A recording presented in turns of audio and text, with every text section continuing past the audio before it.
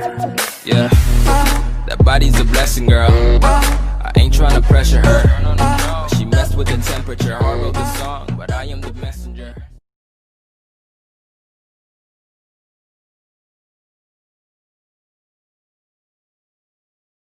Jacob Magama de Leon from the group of Vincent Ostaco. So I will give a short or a brief definition for the rules that I am assigned, which is the rule number 1, 2, 3, and 14 of Convention on the International Regulations for Preventing Collisions at Sea. So let's start with rule 1, which is the application. So in rule 1, this rule shall apply to all vessels upon the high seas and in all waters connected therewith, navigable by sea-going vessels, meaning all vessels, big or small, are to follow the rules as given in call regs, like small yachts, fishing vessels, and etc. As long as these vessels sail on the sea or on water. So next rule is rule number 2, the responsibility. So rule number 2 of the call regs aims to avoid a similar situation with the collision regulations. Each rule of the call regs has specified the exact actions that need to be taken by each vessel on a collision course. So in this rule, seafarers are asked to follow the rules, but following the rules cannot be excuse for collision.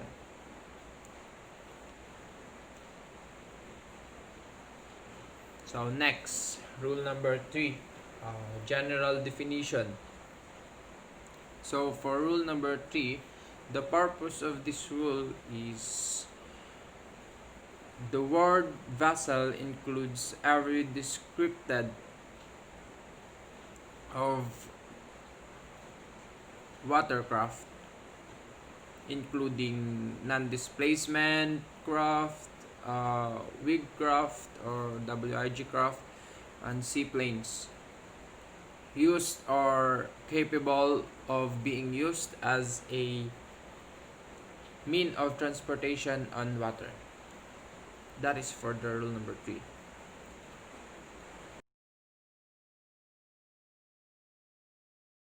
Hello, I am Cadet Juben Kailuan and I will report the rule number 4, 5, and 6. Conduct of vessel and any condition of visibility. Let's start with rule number 4. Rule number 4. In this section, apply in any condition of visibility, meaning it applies to all vessels and under any condition of visibility, that is good visibility or under poor visibility, whatever the cause may be. Next is rule number 5, look out. Rule number 5 requires that every vessel shall at all times maintain a proper lookout by sight and hearing as well, as by all available means appropriate in the prevailing circumstances and condition to make a full appraisal of the situation and to avoid the risk of collision. The last is rule number 6, safe speed. Rule number 6 deals with safe speed. It requires that every vessel should at all times proceed at a safe speed. This rule describes the factor which should be taken into account in determining safe speed specific to vessels equipped with radar, and the importance of using the all available means.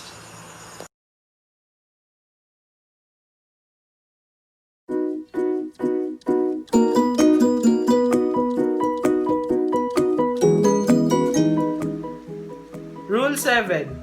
Risk of collision. In this rule, you will assess if the collision exists. The collision exists if the bearing doesn't change while the range is decreasing. If there is no change in bearing, expect that collision will happen. It will observed by the officer of the watch or the lookout. You can also consult the available equipments such as ECDIS, radars, etc. With that, you will able to find out if there is any collision that might happen in any condition of visibility.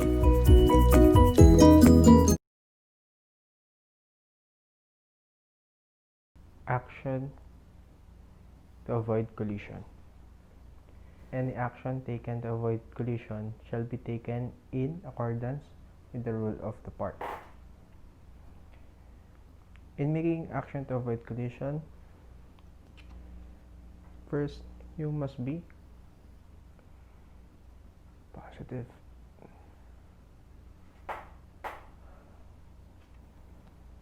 Second, action must be made in ample time. And last, due regards to the observance of good seamanship.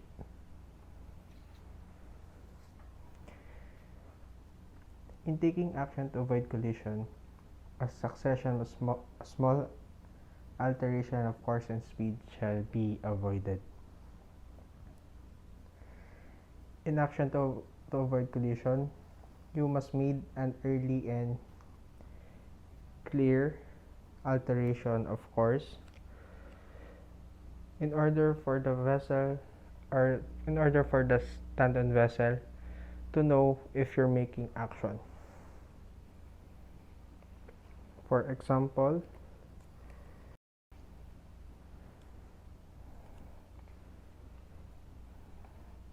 we have these two vessels.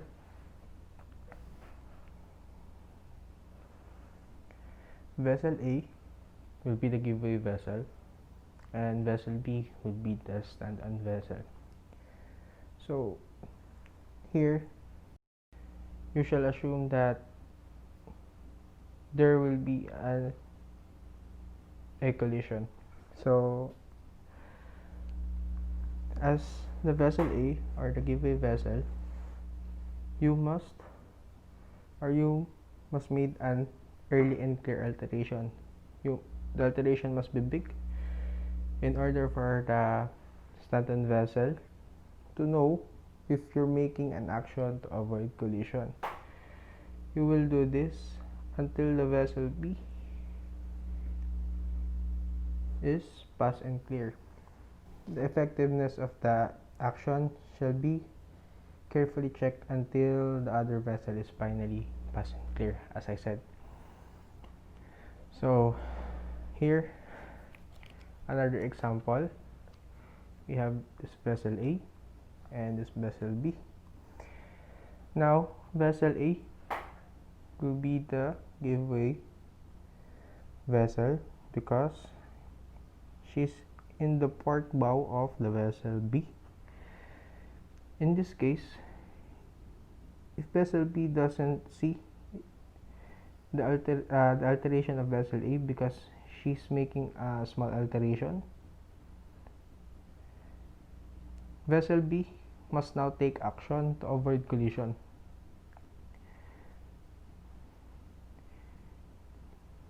The stand-on vessel also have a duty in order for them not to have a collision.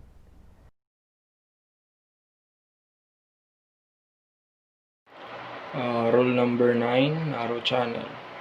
So rule number 9 is very important because during our voyage we cannot expect that we are always gonna navigate in the open water. Sometimes we are needed to do some channeling, so understanding rule number 9 will help us understand what are the actions that are needed to be taken when we are going in narrow channel as part of our voyage.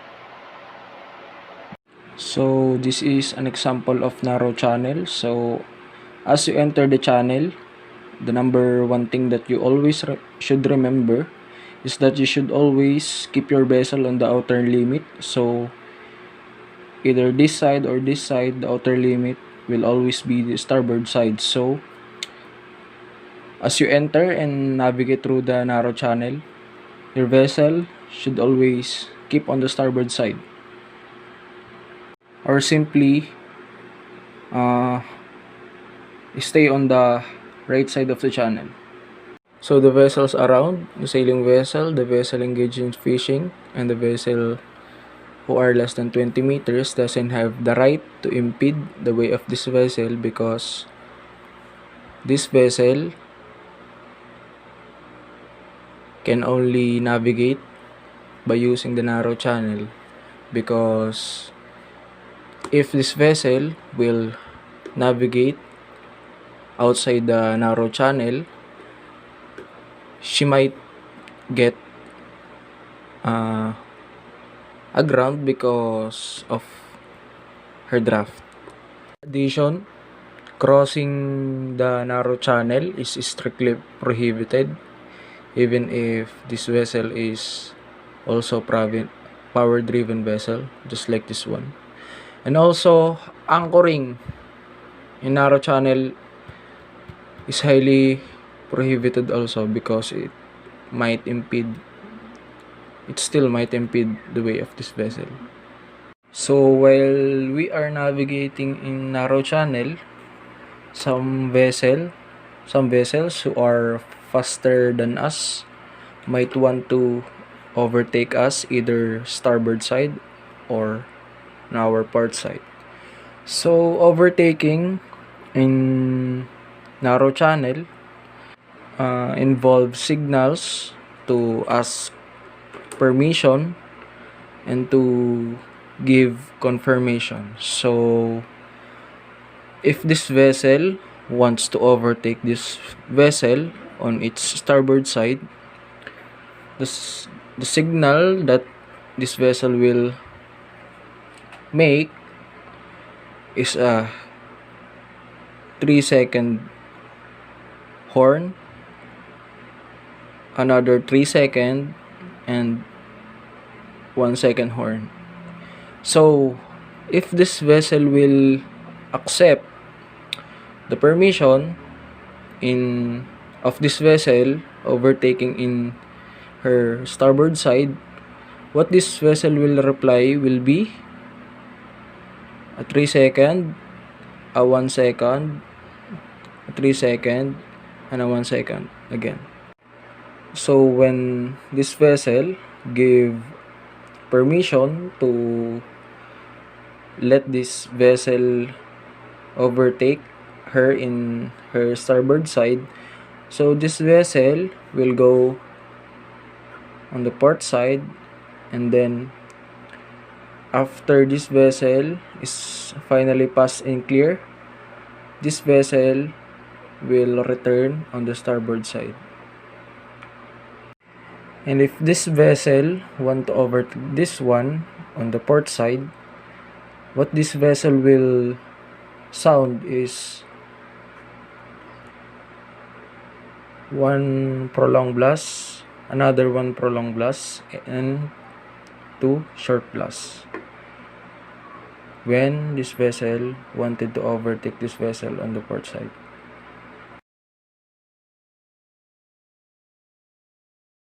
Rule number 10 is a traffic separation scheme. So this is an example of traffic separation scheme. So as you can see, this large portion is the traffic separation zone, which divides this outbound side and the inbound side. So just like any rules and regulation that the organization is implementing, the traffic separation scheme has its own set of do's and don'ts. So I will explain each of it. So when proceeding the traffic separation scheme, you should proceed in the appropriate traffic lane in general direction of traffic flow for that lane. So if you're going this way, you should use this lane, or if you're going that way, use this lane. And then keep clear of a traffic separation line or separation lane. So another one is when you are joining from here, when you are joining or you are leaving right here, going to that way, you should join or leave in a small angle as practicable.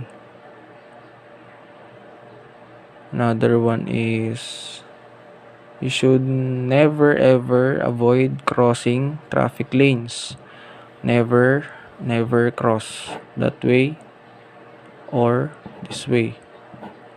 It is wrong. So, however, when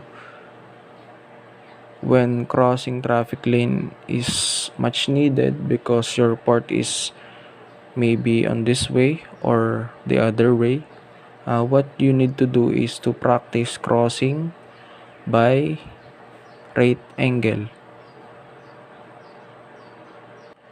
In addition, anchoring in the traffic separation scheme or zone is very much prohibited because, as we know, there are a lot of vessels coming in and coming out.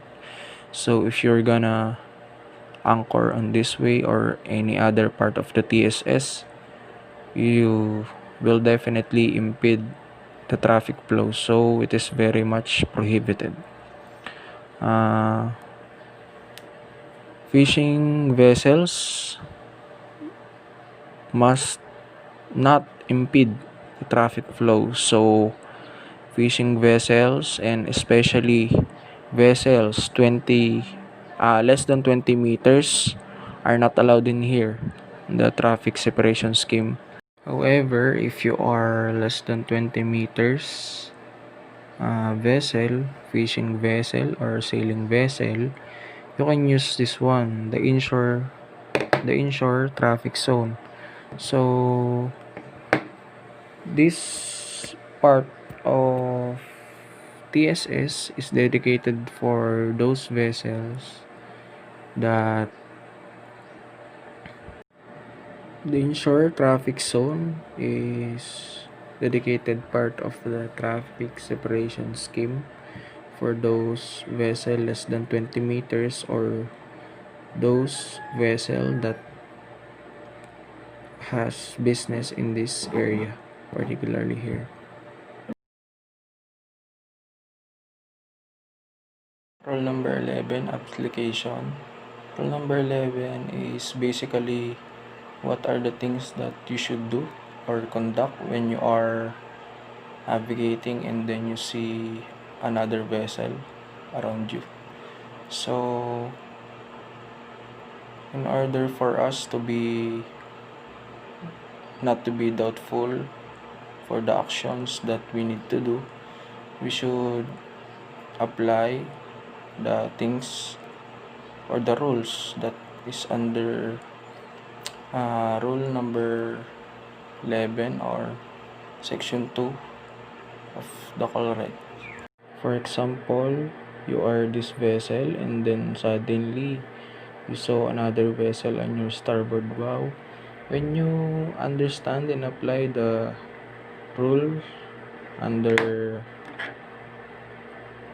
section 2 of part B, you can determine what are the actions that needed to be taken in order you and the other vessel to safely navigate even if you are close to each other.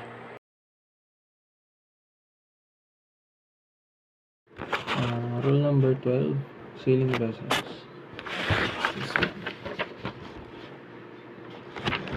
Sailing vessels have their own set of things that need to be done when they are navigating and then they saw another sailing vessel in the premise, because as you know, sailing vessels don't have their engines or a rudder or control their speed and their direction, so they are basically just umaasa lang sila sa takbo ng hangin. So the set of rules regarding sailing vessels are very much different compared to the power driven vessels. So let's discuss what are those. So in rule number 12,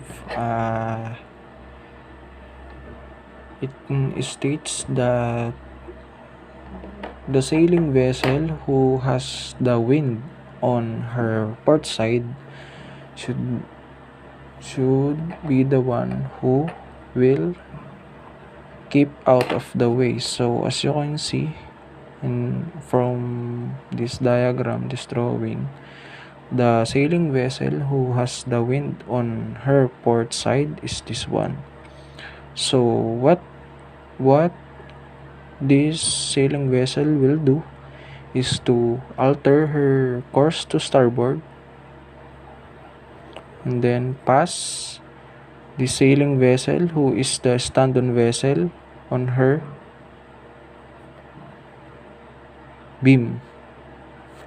So in rule number 12, it states that the sailing vessel who has the wind on her port side should alter her course and keep out of the way. So from this drawing, the sailing vessel who has the wind on her port side is this one. Sailing vessel A, and this one is the sailing vessel B. So what sailing vessel A will do is to alter her course to starboard, and then she should pass the sailing vessel B to its stern, as sailing vessel B just maintain her course and speed because she is the stand-on vessel. Still under the rule number 12, it states that the sailing vessel who is much nearer to the wind must keep out of the way. So from this drawing, the sailing vessel that is much closer to the wind is this one, so which is vessel A.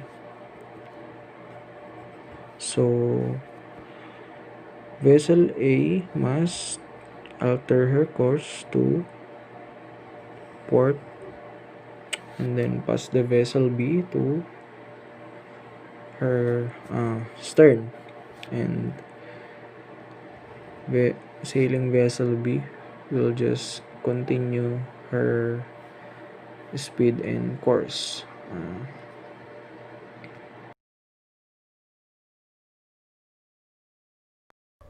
Rule 13. Overtaking. In Rule 13, notwithstanding anything contained in the rules of Part B, Section 1 and 2, any vessel overtaking shall keep out of the way of the vessel being overtaken.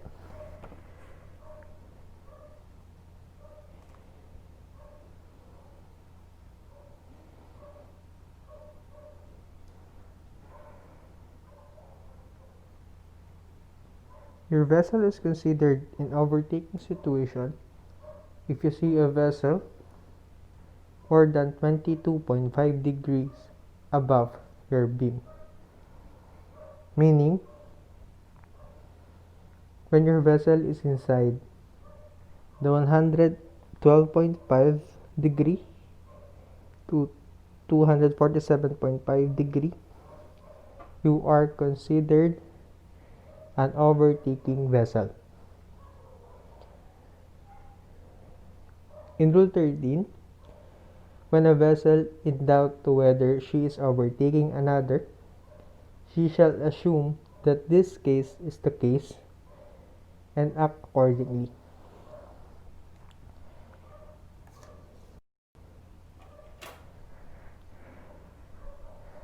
And Rule 13,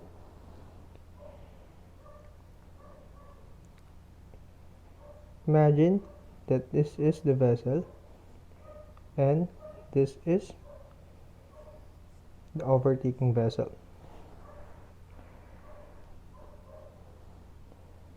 According to the rule, You cannot overtake a vessel and then you will proceed crossing.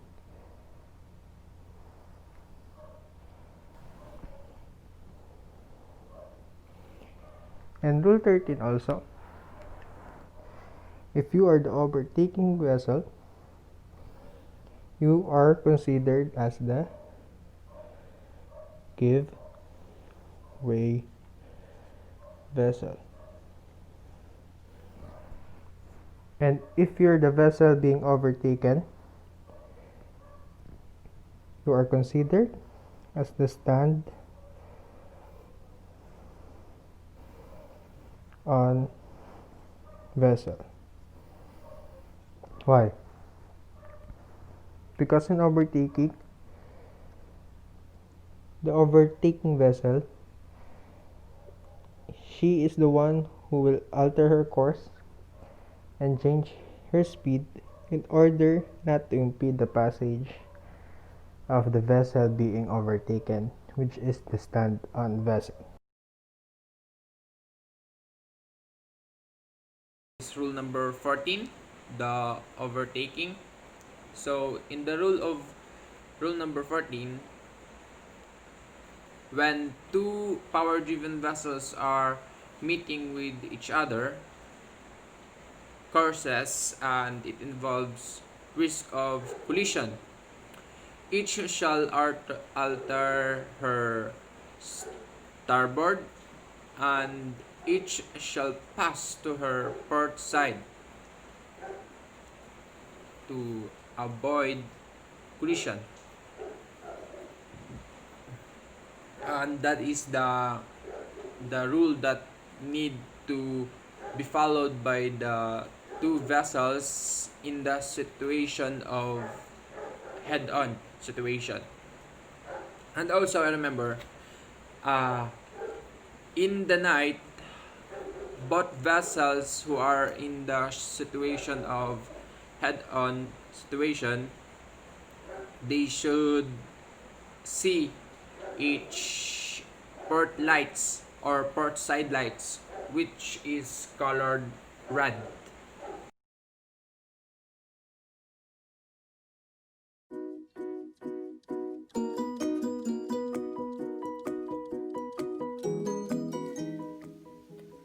Rule 15. Crossing situation.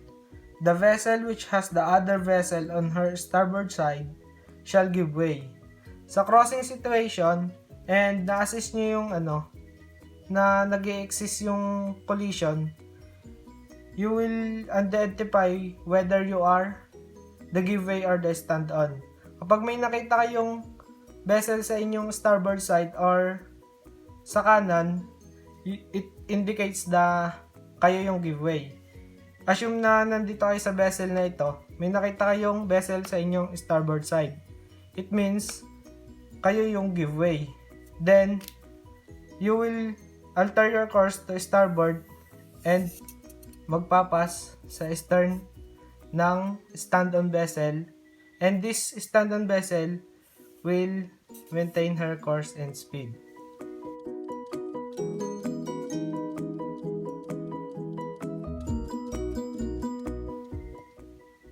Rule 16. Action by giveaway vessel. Every vessel which is directed to keep out. Sa crossing situation na ito, na-assess nyo na kayo ang giveaway vessel. Sa rule na ito, sinasabi na kung ano ang gagawin nyo as a giveaway vessel. As a giveaway vessel, bawal kayong dumaan sa forward ng stand-on vessel. Which means na mag-a-alter kayo ng course sa starboard side, tapos pass sa stern ng stand-on. Tapos mag-a-alter kayo as early and substantial to keep well clear for this vessel. So dito ang daan nyo. Tapos after nun, na assess nyo na wala ng collision na mag-i-exist, magbabak na kayo sa inyong original course.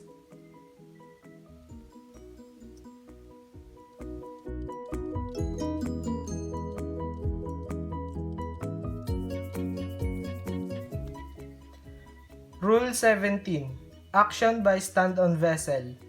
The vessel which maintain her course and speed. Sa crossing situation na ito, kayo yung nasa stand-on vessel. And stand-on vessel indicates na mag-maintain lang kayo ng course and speed. Tapos, mag-alter lang siya ng course kapag na-assess niya na hindi nag-comply yung giveaway vessel sa kanyang gagawin na umiwas sa kanyang dadaanan. Mag-alter course lang siya sa kanyang starboard side. Tapos ganito yung mangyayari. After nga mag-alter ng stand-on, dapat ang giveaway vessel na ito mag-comply na sa rules na mag-alter na sa kanyang starboard habang ito ay babalik sa kanyang course. Tapos after nilang magawa yon, babalik na sila sa kanilang original na course and speed.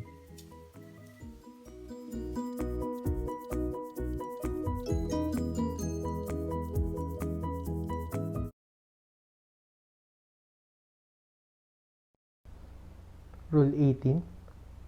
Responsibilities between vessels. I will discuss this very quick. Rule 18. Responsibilities between vessels. The exceptions is the Rule 9, Rule 10, Rule 13, and otherwise required. So, as you can see, we have arrows. This will show us the hierarchy of vessels, which will start with the lowest, which is the seaplane.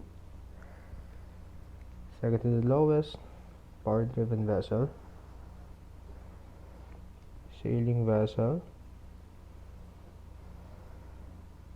fishing vessels, CBD or vessel constrained by her draft. Next is the ram or restricted in her ability to maneuver, and the NUC or vessel not under command. In Rule 18, stated that each vessel which is in the lowest position shall not impede the power-driven vessel, the sailing vessel, the fishing vessel, CBD, RAM, and NUC. Same as in the power-driven vessel, which she cannot impede the passage of sailing vessel, fishing vessel constrained by her drop, RAM, and NUC. And this will continue until the ram, because not under command is the highest in our hierarchy. So that's my understanding in Rule 18. Thank you.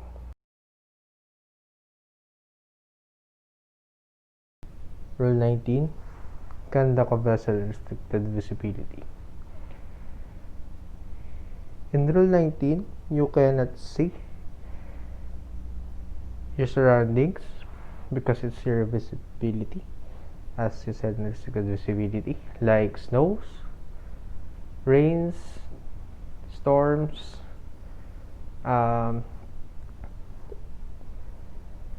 sunstorms, like that. So in that case, you should use your radar and follow Part B, Section 1, which is conduct of vessel in any condition of visibility. So in Rule 19, we can use our radar. We will put, let's assume that this paper is our vessel. We divided our radar in 3 quarters, or in 4 quarters. Quarter 1, quarter 2, quarter 3, and last to quarter 4. So let's start with the quarter 1, which is forward of your starboard. It's stated in Rule 19 that if you see a vessel in your radar coming towards you and you assume that there's a risk of collision, you shall alter course to starboard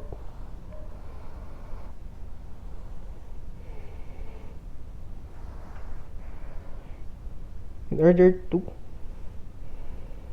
avoid collision. Yes, you will do this and you will assess that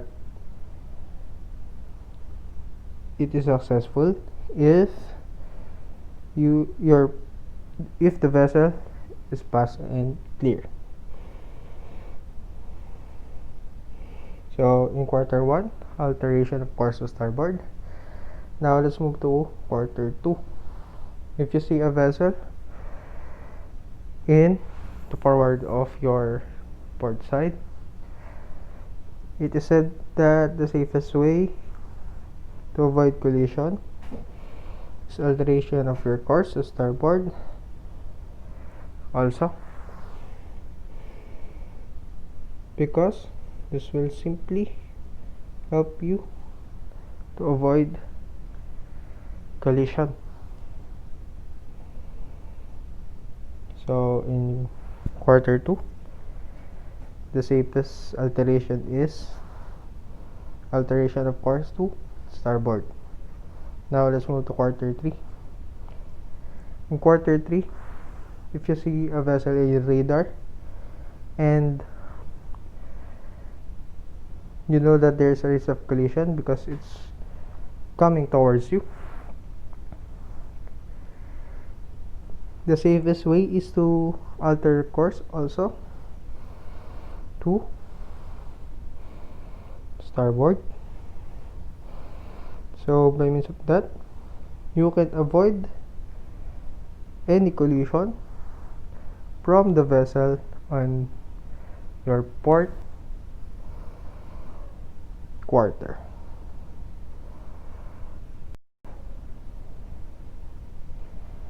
Now let's move to quarter 4, or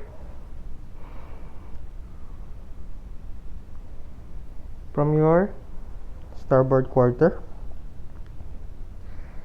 So in Rule 19, it stated that the safest alteration of course, if you see a vessel in your radar